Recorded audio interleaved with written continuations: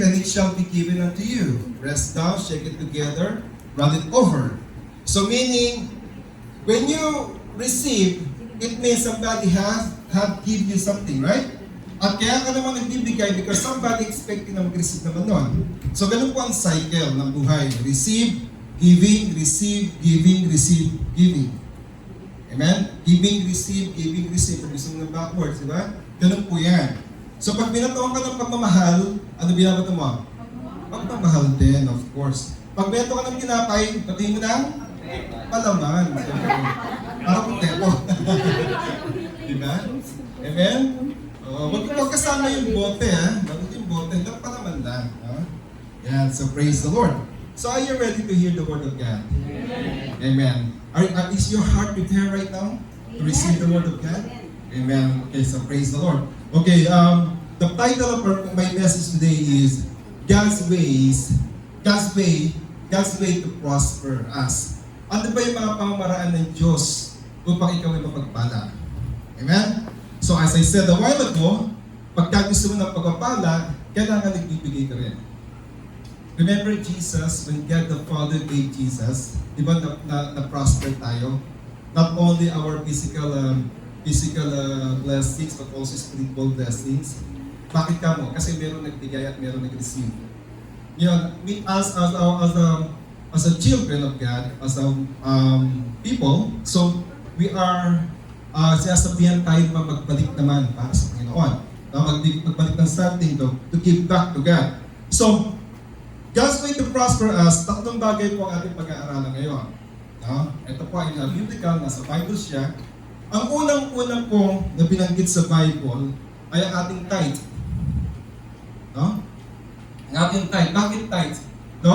Sa Malakay 3, chapter 3, verse 10 to 11, it explains well what is tithe all about. Sabi dito, the Lord all-powerful says, dinideclare dito si Lord. Sa Malakay, if you're going to read the Malakay, the whole chapter of Malakay, yung buong book of Malakay, at the end of it, meron pong tanong doon, are we robbed God? Ninanakawan ba natin ng Diyos? Sabi gano'n ni Malakay, no? Tapos sabi niya gano'n, we don't know, yung mga tao hindi na alam. Sabi niya gano'n, why? So, in-explain niya the prophet Malakay kung paano natin narap ang Lord. Because back then, the Lord said that you have to offer those best, no? Yung maganda, yung 10%, yung 10 ng iyong resources kay Lord. Pero back then, ang ginagawa nila, they offered those lamb na bulag, yung pilay, those offering that they, wala nang pakinabang pa. Yan sometimes, di ba, sasabihin sa isang tao, you know what, I will give you something. I have some clothes na gamit na. Pero okay lang ba sa'yo? Siyempre ko naman, di ba? Yes, okay lang. Nung binigay sa'yo, para nang basahan na, di ba? Hindi mo na magamit din. So during that time, nagtanong ang Lord. Sabi niya gano'n, yes, you robbed me, sabi ng Lord. Tanong ng mga tao, paano, binibigay namin sa'yo yung ano yung dapat ibigay. And then the Lord explained it. Yes, you give those who are blind. No? Those who are pangit ang binibigay nyo kay Lord that time. So ngayon, sabi niya, nag-set ngayon ng Lord. Kaya this time, yung tithe po, diyan lang po naghamon ng Diyos sa tao. Nasabi niya gano'n, ito pag ginawa niyo ito mangyayari sa inyo. Tingnan po natin sa Malakay 3:10 and 11. Sabi gano'n, ginamit ko pa ibang translation, no? Pero yan na lang. Sabi dito, the Lord all-powerful says, try this test. Sabi gano'n, no? Subukan niyo itong test na to. Bring 1/10 of your things to me, put them in the treasury, bring food to my house, test me. Twice na nagsabi ng Lord, dalawa, test me. Subukan niyo ako. If you do these things, I will surely bless you. Yan. I will surely bless you. Good things will come to you like rain falling from the sky. Sino yung gusto ng ganon? Alam niyo, pagka umulan, wala namang pinipili, di ba?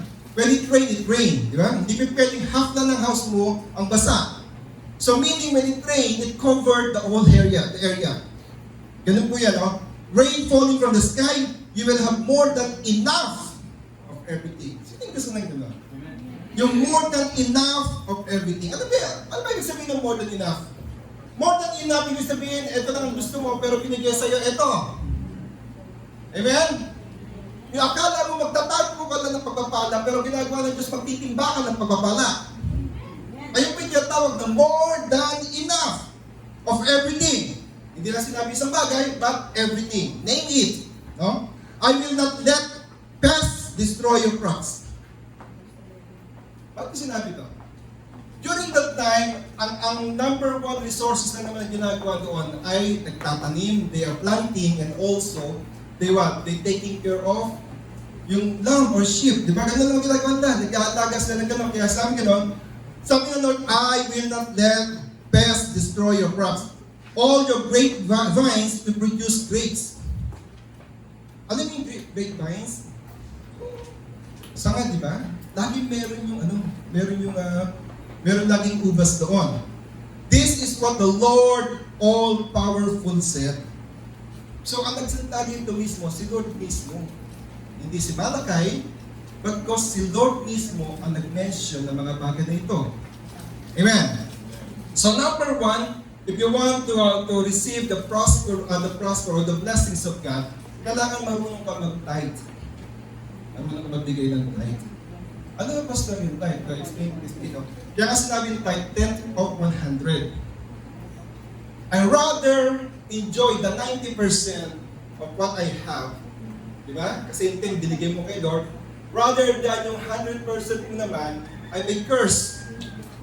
And then you don't know kung sino yung kakain ng iyong resources. Ano ba yung mga pest na yan ng ating resources, di ba? Yung suddenly parang nasira ang iyong sasakyan, mga gano'n, no? Or bigla ka na nagkasakit, hospital ka. Or yung iyong appliance sa bahay na sira.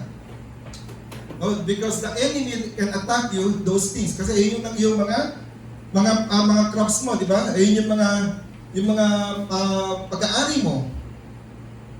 Pag nagbigay ka ng tent sa Lord, alam mo, maraming tao, they said, some men of God, no? Sabi ng gano'n, this thing is hard to, para bang ang hirap ituro sa tao. Because maraming tao, they don't believe in the 10%, but it's written in the Bible. But if you believe and test God on this, and then you will experience the blessings of God. Amen?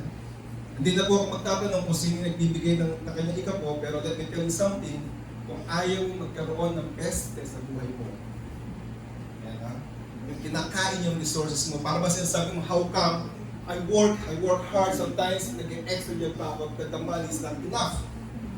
When you're starting to save money, all of a sudden, mayroong tatawag sa Pilipinas. Sabihin sa iyo, may ikakasal. May kakasal. Sino yung anak mo? Di ba? Or of the sudden, sabihin lang sa iyo, nasira na yung ating sasakyan, nabangga yung ganito, our appliances, no? All of the sudden, stop. Gano'n. So, yun po yung mga tinatawag na pest ng buhay, no? Amen. So, ano ba yung binibigay nito? Pagka nagbigay ka na yung tithe kay Lord? It holds God's to His promises to rebuke the pest for our sake. Ibig sabihin si Lord mismo ang nagsasaway. Na wag sasabihin ka na ikaw, peste ka, wag mong malina ang anak ko ito kasi this my son and my daughter is faithful to me. No, faithful kasi yung pagbibigay. Ano ba? Kinokonektahan ko sa blessings. Like yung nagbibigay ng tithes. Kasi why? Tinas mo si Lord dyan eh. And God, for sure, ayaw niya naman mapahiya sa'yo. Diba? So He will give whatever because it is under the covenant of tithing. Nasa under the covenant of tithing. Pag binigay mo 10% mo kay Lord, definitely the Lord will take care of you. And then you are connected to the blessings. However, it is all about obedience. Kailangan marunong ka lang mag-obey, no? Alam niyo ba yung pagsunod, napakahirap po yan. Magsabi ngayon mga hindi sumusunod. Ha? True, di ba? Ang pagsunod, napakahirap po yan. It's easy to say, I obey, but the question is, are you really obeying? Nag-obey ka ba talaga? So, unang-una, ang binibigay niya, kinakapitan niya yung pangako ng Diyos that He will rebuke the best for our sake. Yan. Pangalawa, kinokonekta ka niya sa blessings. Ano sabi doon sumunod doon? And then the Lord will pour out His blessings, no? Into your lap, sabi gano'n, no? Into your storehouse. Hanggat wala ka ng mapagkunan, mapaglagyan. Kaya nga nagkakaroon ng savings ang tao sa bangko, di ba? For example, kumikita ka ng 10,000. Okay, no? Pesos.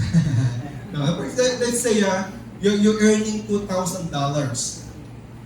Oh, because the Lord taking care of your resources. So nakakapag-save ka ngayon, di ba? And then at the end of the year, nakikita mo, malaki ang pera mo sa bangko, nadadagdagan yung pera mo sa bangko. And then after that, you will enjoy it. Na-enjoy mo. Kaya tinatawag doon niya, I will pour out all the blessings, di ba, that you don't have any store to put it. Ibig sabihin doon, yung bank account mo mapupuno. Parang hindi kayo masaya. Yeah? Ano ba number one natin, di ba? Sometimes that's the reason why we're here in the Cayman Islands to save. Di ba? To save money. Or maybe some of us mayroong biniling property sa Pilipinas that we want na mabayaran yun, di ba? Pero ang gagawin ng Lord, the property that you get in the Philippines already paid, mababayaran na, tapos umaabot pa yung iyong ATM. Alam mo yun, yung hindi pa nilalagay, dumudura na ng pera. Hindi mo naman ito kasi apaw-apaw na yung pera mo sa ATM mo. Amen? But do you believe in that? Ano ba dapat sabi ng Lord, and I will pour out the blessings, sabi ko na that you don't have any place to put it. Yung parang pag uwi mo ng bahay, yung pera parang ordinary na lang na papel, no? Ginagawa mo scratch paper. And then magdadal ka naman. Amen? Sino yung gusto yung nakita niya yung prosper siya sa ganung paraan? And all you have to do is to give your 10th of your earning, of your resources. Yung 10% na lang yung resources binigay mo. That's why the reason I said, I rather enjoy the 90% of what I have. No? Rather than enjoying the 100%, pero buwan-buwan naman, meron kang sakit ng ulo. Amen? God is so good. Since na ako'y nagtatides, hindi po kami pinabayaan ng Diyos. Kasi sustain po namin yung aming pangailangan, yung aming mga extra thing na ginagawa na nasusustain. Why? Because I believe, tinitake care kasi ng Lord. Amen? Amen. Meron kami dating washing machine. Sabi na it will last only 5 years, gano'n, o 4 years. Kasi nung dumating kami sa bahay niyon, na-use na nun dati, no? Pero, ilang taon namin pa rin siya nagamit. Why? Kasi inilagaan ng Diyos. Amen? Yung sasakyan po namin ngayon, yung sasakyan ko ngayon, hindi po siya nasisira kaagad kasi inaalagaan din ng Lord. Amen? Ayaw ng Lord na ang mga pests sa buhay na yan, pests in our lives, no? Na sirain yung enjoy na meron ka para maranasan yung kanyang pagpapala. Amen? Paano ba yung 10% na yan, Pastor? Diba? Marami pang palusot yan. Is it taking from the gross or from the net? Parang ganun yun, no? Well, I don't know. But I mean, what I'm doing, when I receive my paycheck, kung ano naman doon, yung 10% na yan, tinatabi na namin. And Pastor Nora, the same thing. And then we pass it on to our children. So every area, maski partner na yung ginagawa niya, yung 10% niya binibigay niya kay Lord. Tanungin mo siya kung bakit, because there's a promise that merong kasama doon. Amen? So the reason why we give our 10, because we want God to protect our resources. Amen? Amen. Sabi ko nga, anong gusto mo, ma-enjoy yung 100%, pero monthly naman, dahil ka na meron extra, no? Hindi extra savings, kundi extra gastos. Yan, no? So praise the Lord. Do you understand? Nakuha ba natin? Malinaw ba tayo sa may tithes na yan? Pangalawa naman, ito tinatawag na seed. No? God's way to prosper us is by giving our seed offering. Ano naman itong seed offering na ito? Ang seed offering, minention niya sa Mark chapter 4, 3 and 8. Mark chapter 4, verses 3 to 8. Sabi dito, meron pa tayo. Sabi dito, listen, a farmer went out to sow seed. Ayan, ha? Ito nga ikaw. You as a Christian, siyempre may pera. Ang offering naman, ito naman yan. Ang offering, it has no value. Ibig sabihin, wala siya 10%, 10% yan. It just comes from your heart naman. For example, ito. Sabi dito, no? But some of the seed fell on the good ground. Yan, no? Ang number one requirements ito, ito dapat ay mag-fall doon sa good ground. Sabi dito. Bakit? There is began to grow, and it made grain. Some plants made 30 times more grain, some 60 times more, and some 100 times more. So, makikita nyo, magkasama ang tithes and offering, di ba? Makikita mo, tithes and offering. You're giving what belongs to God, which 10%, wala ka na magagawa doon kasi kay Lord talaga yun. Amen? Amen. Yung 10% na yan, kay Lord talaga yan. Wala ka pang binibigay dahil binalik mo lang, you're just giving back what belongs to God. Amen. So ito ngayon, ang seed of faith naman, ang seed of offering naman, ito naman yung after the 10% ng tithes mo, doon mo naman siya kukunin. Amen? Doon naman siya manggagaling. So, ano naman kinikreate ito? Ano naman binibigay sa inyo na maganda sa buhay mo? It creating your future naman. Kaya nga yung offering, they said, is a sacrifice. Lahat po ng sacrifice ay masakit. Yung iwan ka, masakit yan. Oh, no, may nag-outs doon. Diba? Amen? Lahat ng offering po, ayun po, ibig sabihin niya, masakit sa'yo. Kaya nga offering eh. A sacrifice of offering. But we as a Christian, we believe, once you hear the Word of God, no? Once you hear the Word of God, and you know it's a blessing, and galing sa matabang lupa, all you have to do is to seed the faith, seed offering, magtanim mo naman yun. Ano balik doon? 30%, 60%, 100% sometimes. Amen? In creating future, ini-create yung future mo. Kaya sa offering, kung mabigat sa'yo, kung masakit sa'yo $1, well, it's up to you, di ba? Masakit, pastor, yung $1 eh, pagbibitawan ko. It's okay. But if it is tingin mo, is your seed offering, the Lord will multiply it. Diba? So yung $1 mo, pwede ibalik sa'yo ng Lord ng $60. Pwede ibalik sa'yo ng Lord ng ano, di ba? Ng times 2, may ganon. Yeah. So yun naman po ang seed offering. Nakuha ba natin? Amen. And then now, dito po tayo sa pangatlo. Yung pangatlo po, ito po yung gagawin natin sa Sunday. You heard a lot of testimonies about first fruit offering. How the Lord blessed them, how the Lord prospered them by giving their first fruit. Ano ba to? No? In Proverbs, in Proverbs chapter 3, verse 9 and 10, sabi doon, honor the Lord with your wealth, with the first part of your harvest. Ano daw yung first fruit na yan? Yung first part of your harvest. Then your barns will be full of grain, and your barrel will be overflowing with wine. Ito ngayon. God said, if the first fruit are brought to Him, He will bless all the coming, afterward, yung came afterwards. Ano yung darating, no? Pagka binigay mo yung first fruit mo kay Lord, yan, no?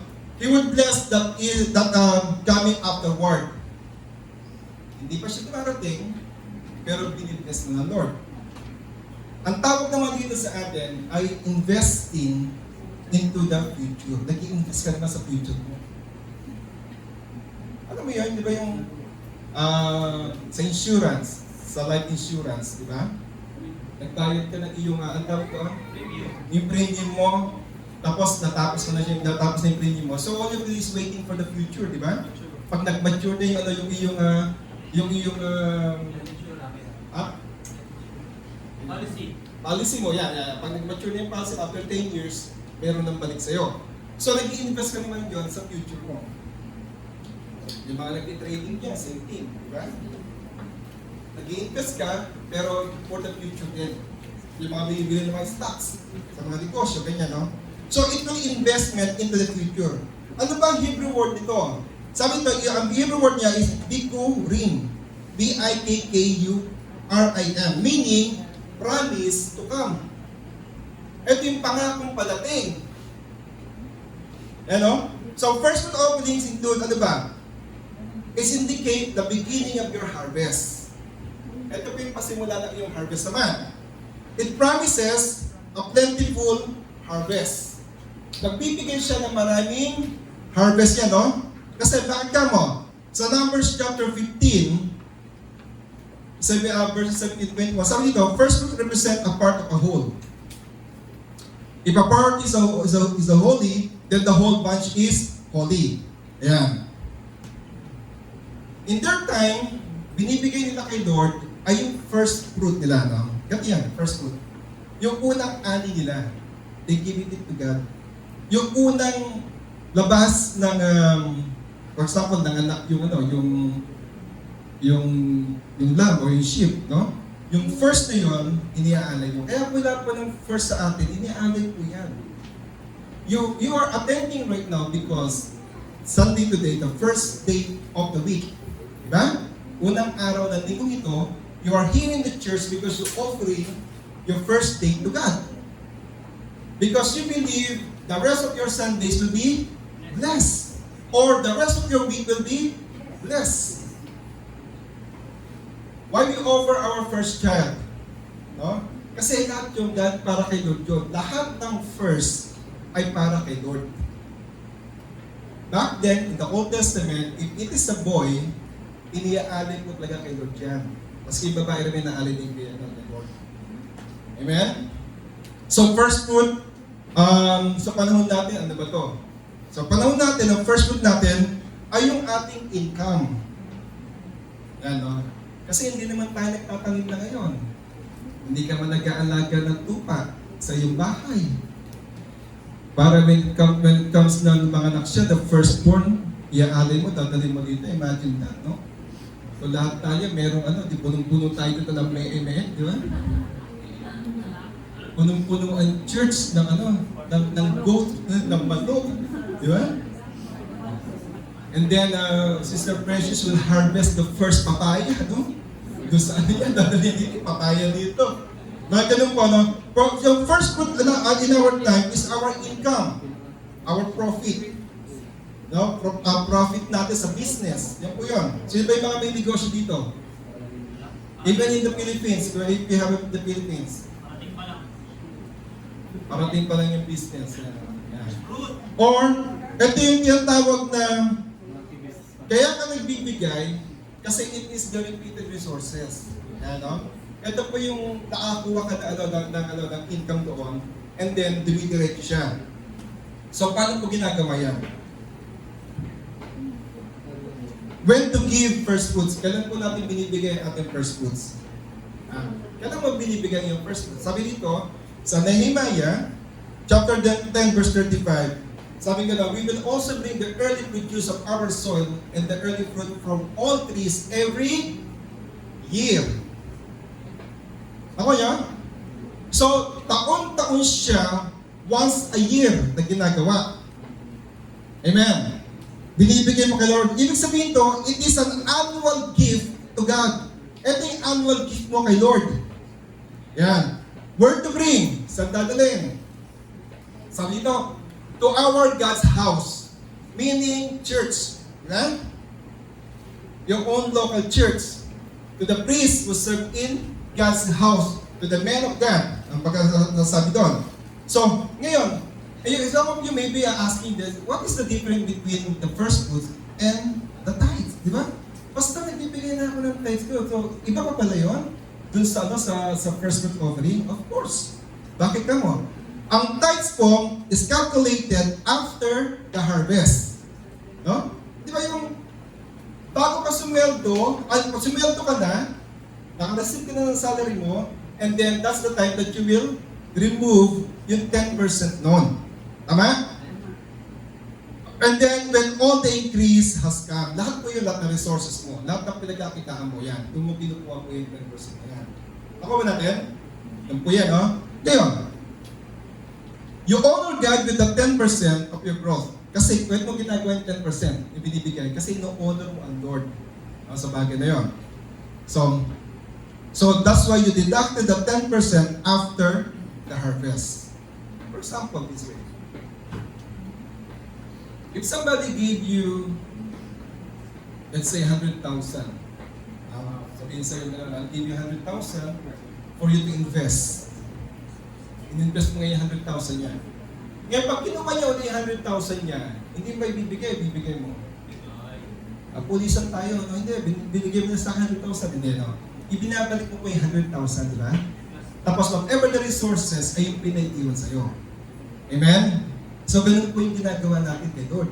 So, kung nagbibigay sa atin ng kalakasan, He's the one who giving us help, good help sa atin, ability, knowledge, no? Para magtrabaho. And then, binabalik mo po yan kay Lord. Sa pamagitan ng ng iyong resources, ng iyong income. So, 10% kinukuha doon. Ngayon, ano naman ang first fruits? Ang first fruits naman po, from what comes in the beginning. Pasimula naman. No? Eto, hindi mo pa siya kinukuha, hindi mo pa nakukuha, no? Binibigay mo na kagad kay Lord. Bakit po? Ano yun? Meaning, you bring the first fruit before the harvest. Dinadala mo na yun before the harvest. Hindi ka pa nag-harvest, binibigay mo na kaagad. When the Lord, may sinabi ang Lord sa mga Israelites, papunta sila sa book of Leviticus, sabi ka na rin, going to that place, itong gagawin nyo, give it to me the first fruits. Ano ba yun? Alam niyo minsan yung parang may umuusbong pa lang sa halaman, no? And then the first fruit na lumabas na yun, ang ginagawa nilang ng Israelites, kinukuha na agad nila yun at binibigyan na agad nila kay Lord. Iba po sila sa farmers. Sa farmers, ganito naman ginagawa nila.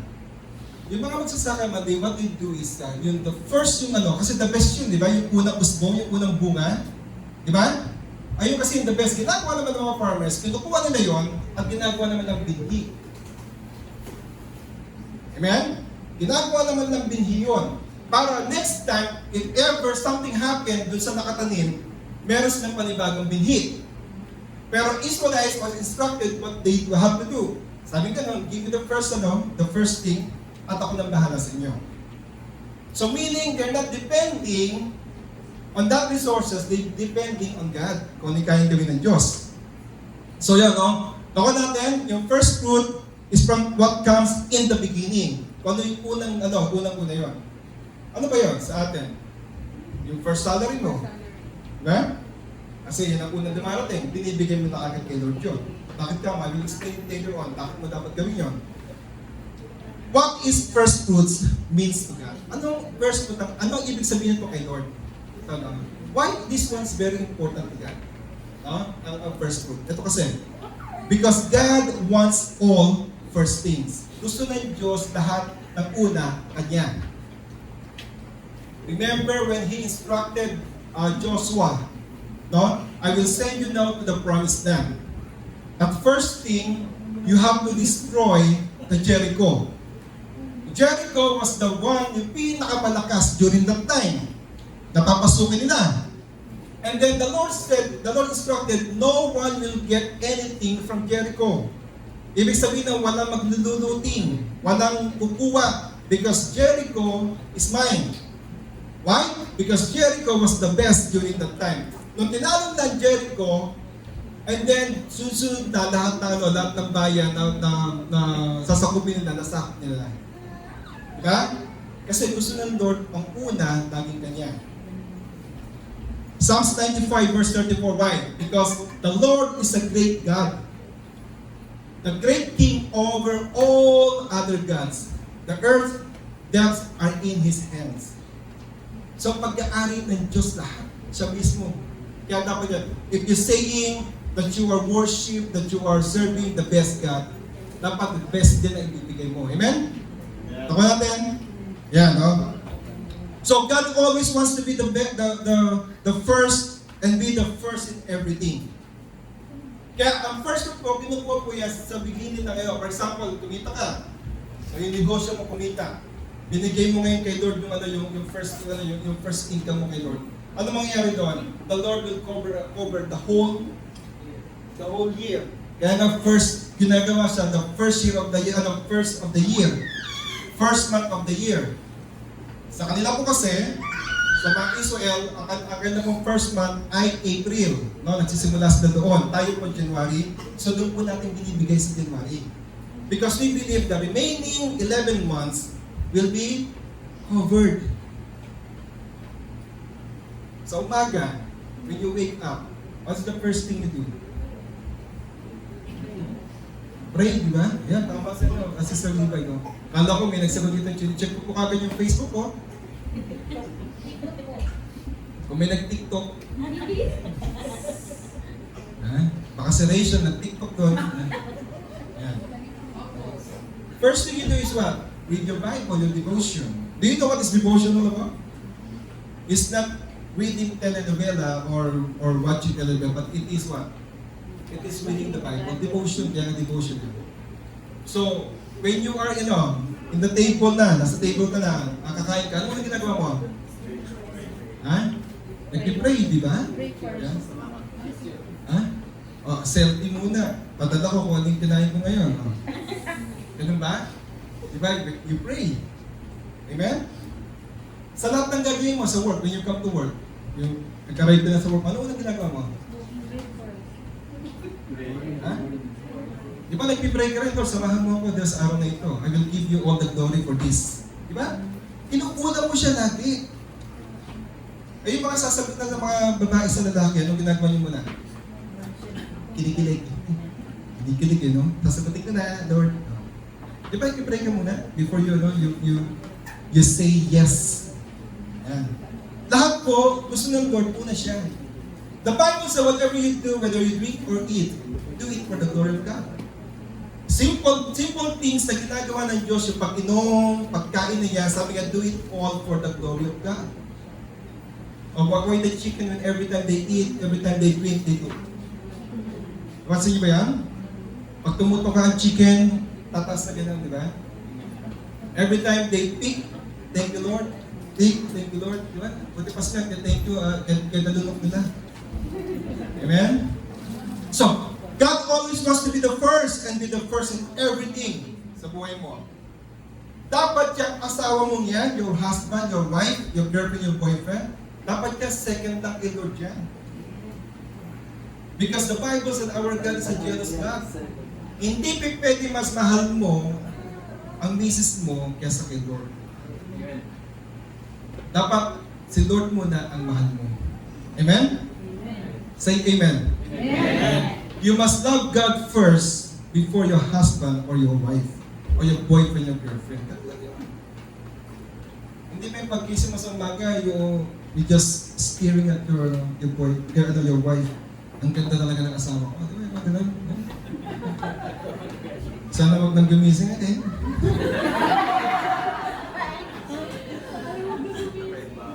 Amen? Alam mo yan, yung first thing na gagawin, pagbukas mo ng phone mo, yung picture, doon ka agad.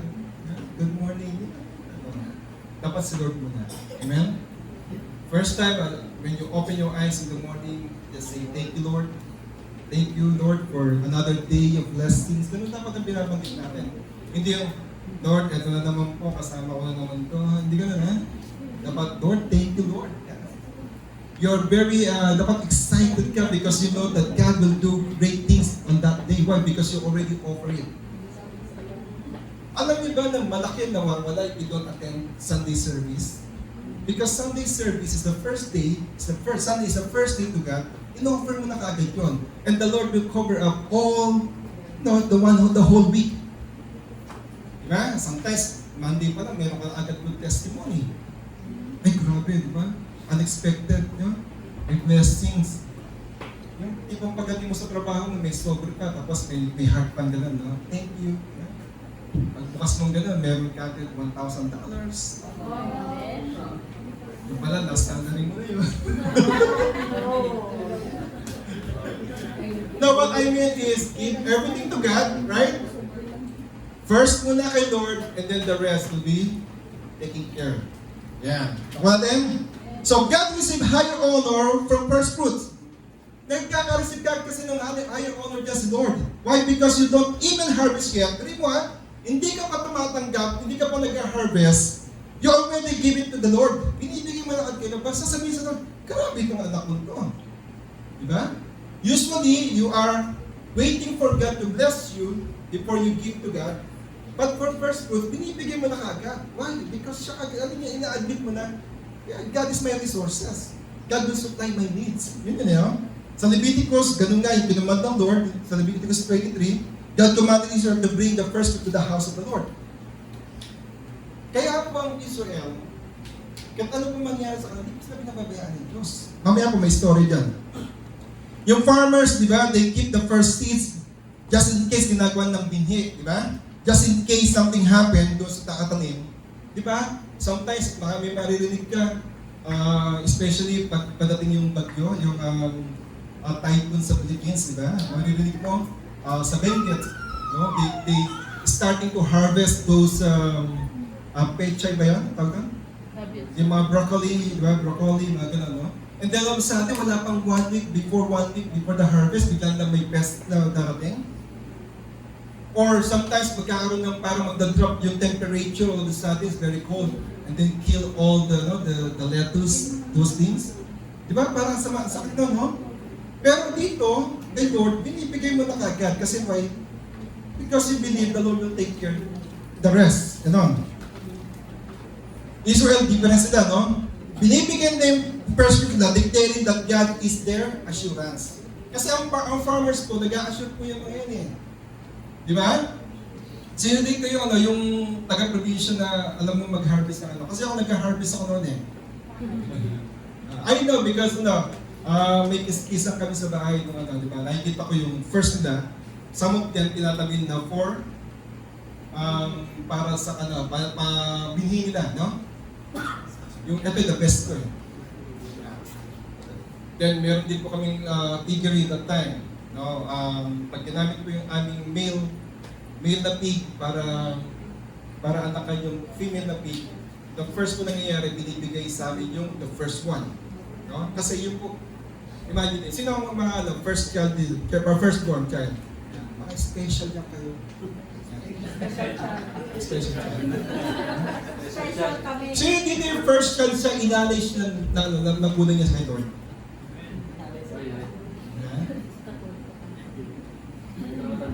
Yung natandaan, pinalay ka. Parang di ka tayo inalay ng nanay mo. Pero at that time, we know now, right? Alam na natin yan yung first laging kay Lord. Kaya ngayon, si Emmanuel, nagpainalay kayo kay Lord yan. And then, his father always declaring, the Lord will use you mightily. Sa amin po, ang unang inalay po sa amin, ay si Doc Jim, kay Lord, no? Kita ni nanay, pero yung first ko talaga na ginamit ay yung aking kapatid. And then the rest po, nagdas ko lahat, tumalip ko lahat. No? Mula sa kanya lahat, naging pastor na. No? Pastor na. Di ba naging pastor? Yan. Kasi po yung first po talaga, the best po talaga yan. Pero sa panahon po natin ngayon, yung bunso, yun ang pinaka-the best. Sino bunso dito? Taas ang kamay. Amen. So, praise the Lord. Ang bunso. Amen. So, giving our first fruits is declaring that God is our assurance. Hindi ka nagdidepende sa panahon. You are not depending on what's going on, pero you are depending to God because you're declaring God is my assurance of everything, di ba? Kaya binibigay mo, our expressions of trusting in the Lord, in the strength of God. Hindi doon sa power natin, sa strength natin. Parang ikaw, in-express mo na, nagtitiwala ako sa kalakasan ng Diyos. Hindi sa kalakasan ko. Amen? Yan, no? The Hebrew meaning ulit ng first fruit ay rice sheep. Ibig sabihin, R-E-S-Y-H-I-Y-T-H means the first in the place, in time, order, or the rank. May pala. Ibig sabihin nun, siya yung the first in the place, in time, order, or rank. So, ibig sabihin, yung pinaka-the best. Ano Anong basa niya? Reshit. Ayan. Maganda yung pangalan sa anak niya na Reshit. Ikaw first in time ka, di ba? No? Pagka hindi mo na matawag, sabi mo, place in time. Order or wrong, come here. Yeah. So, if the Israelites did not give the best, ito ngayon, kung tingin nyo ang Israel didn't give the best, no? Kay Lord, ang tawag lamang doon, i-become offering. Yun ang story of Israel, how it born. Paano po ipinanganak ang Israel? Israel was a promise before. Pangako lang po yan kay Abraham. Remember the story of Abraham and Sarah? The Lord said, okay, I will give you a child. Diba? Promise lang yan eh. For the first nation na dumating ay sino? Si Isaac po. When Isaac was dedicated to God, the rest become blessings. Tama, ganito nangyari When God, nung si Isaac po ay medyo love na, ibig sabihin na binata na. The Lord tested Abraham. Ano sabi ng Lord sa kanya? Sabi niya, offer Isaac to me. Tama yun. Si Isaac, hindi lamang po siya masyadong valuable kay Abraham. Also, he is precious, di ba? Precious siya kay Abraham. Ito ngayon, hiningi ng Lord si Isaac kay Abraham. Tama? Kasi mahirap talaga ibigay in the best natin. Yeah? Pero this time, nung hiningi ng Lord kay Abraham si Isaac, which is the precious and the best of what they have that time, ibinigay po ni Abraham. And then, after Isaac, siya po kasi yung first nation na binibigay ng Lord Sabi ko ano nangyari? Ano naging blessings? Abraham, the king, and Israel, naging nation. Right? And then not only that, Abraham became the father of faith. Diba? Sa kanya simula yung faith, kaya lahat po, naging nation. Pero yun, sa isang tao lamang, na tinyas ng Lord, at hindi pinagkait ng taong ito, ano ginawa ng Lord? Binless si Abraham. During that time, pangalan niya, Abram.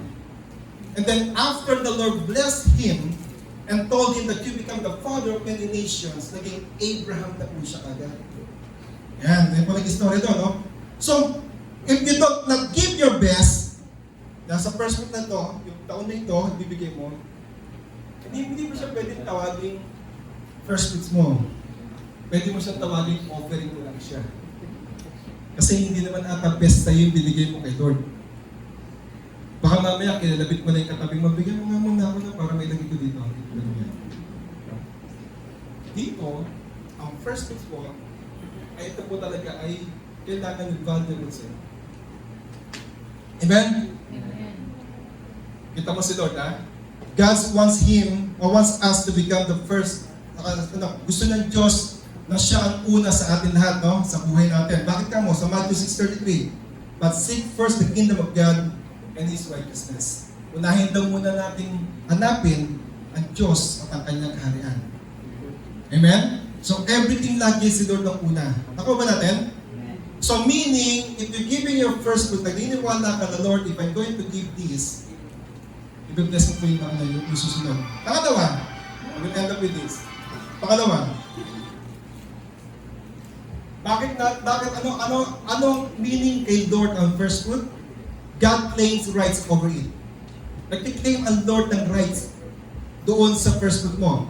Doon sa kabuuan. Kawanto ka mo So Romans 11, chapter 16, sabi lang, But if part of a bunch of dough is offered to God as holy, pag in-offer, lahat, the whole bunch of dough is holy too. Ibig sabihin, yung kabuuan na yun, ulit ba ating pangalawa? If a root of is holy, the branches will be holy too. Ganito.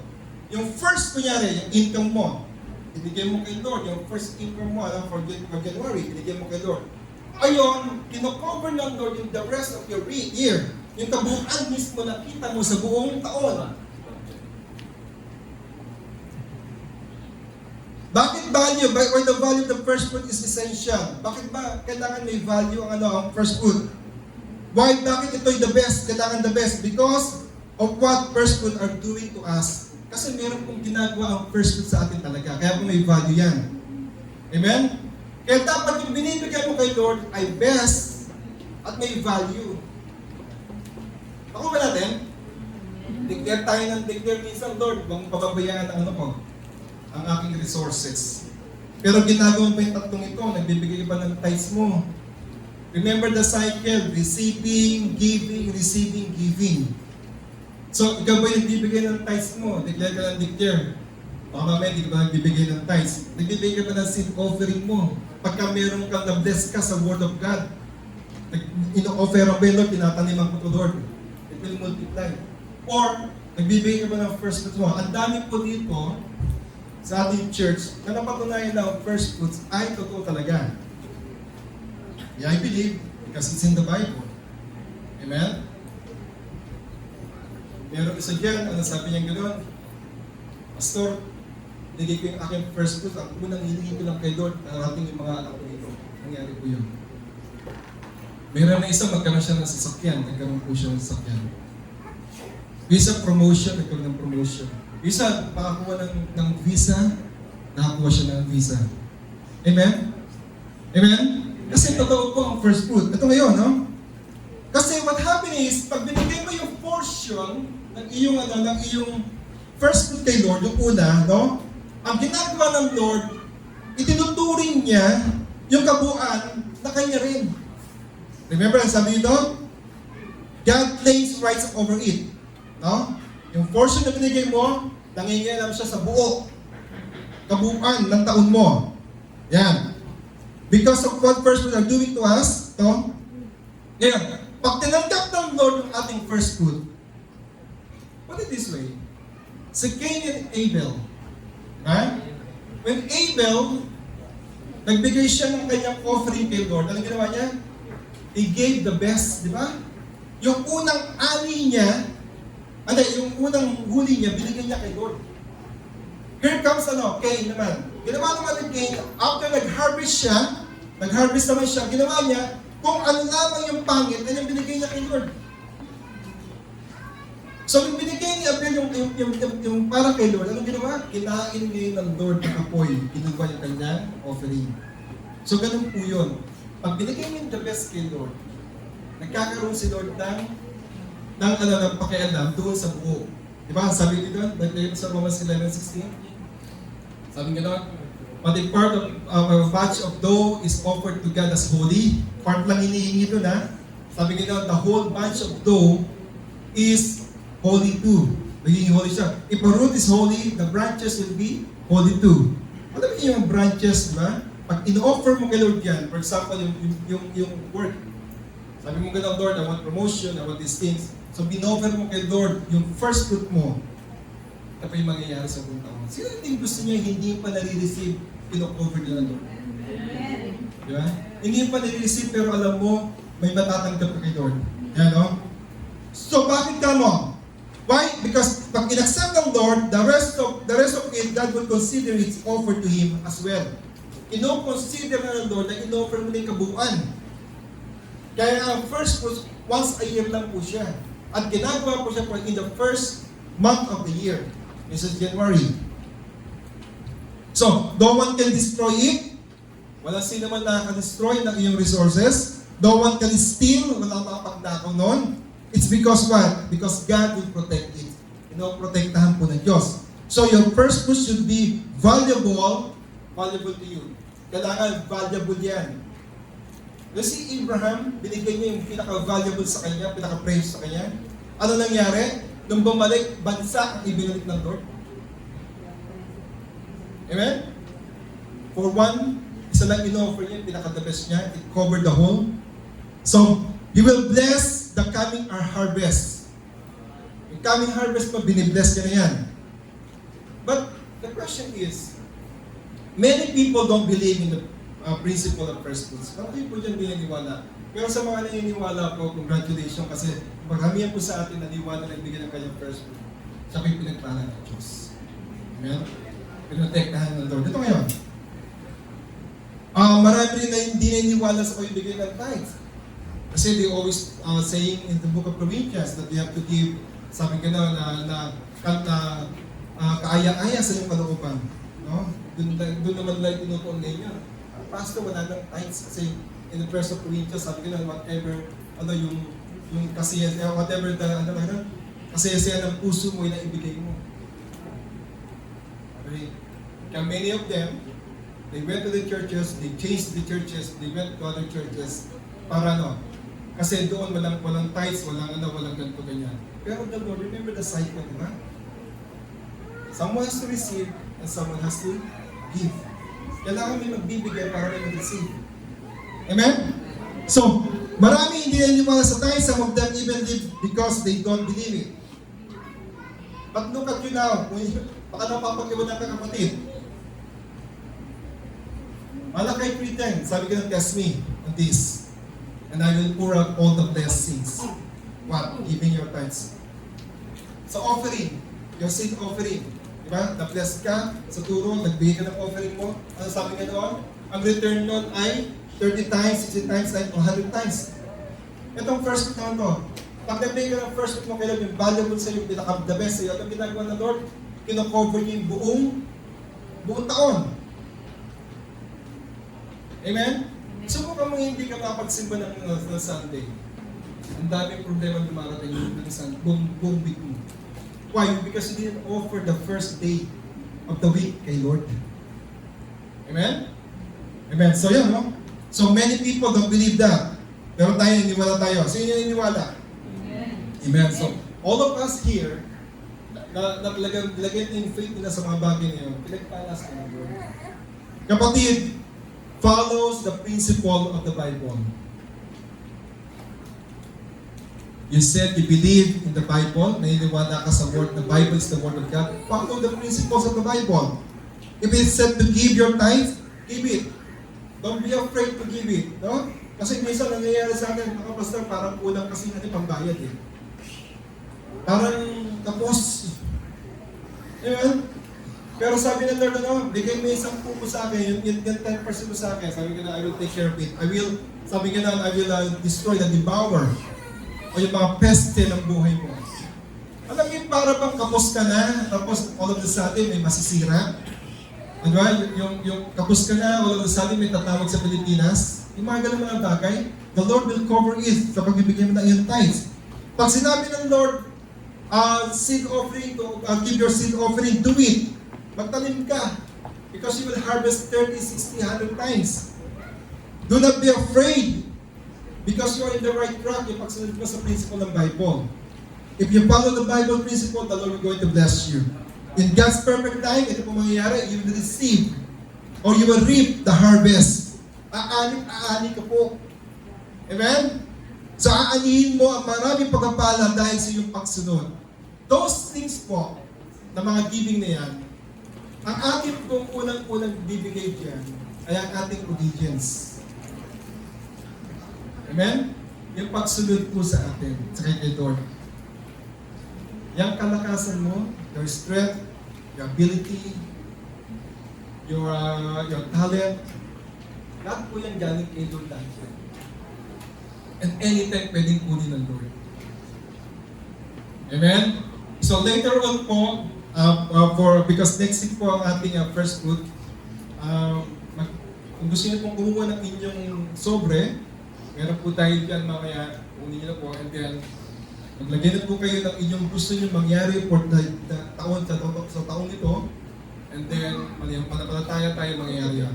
Pero, you must give yung pinaka-valuable sa'yo. No? Kasi pag hindi po yung valuable sa'yo, ang tawag lang po doon, offering ng binigyan mo ng Lord. Okay lang din? Amen. God is so good.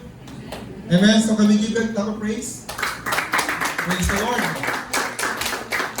So, pray to God. Lord, how much should I give to God? Yan, no? Yung mga tinataniman po yan, yung first natin, gusto mo maging blessed, maging protected ng iyong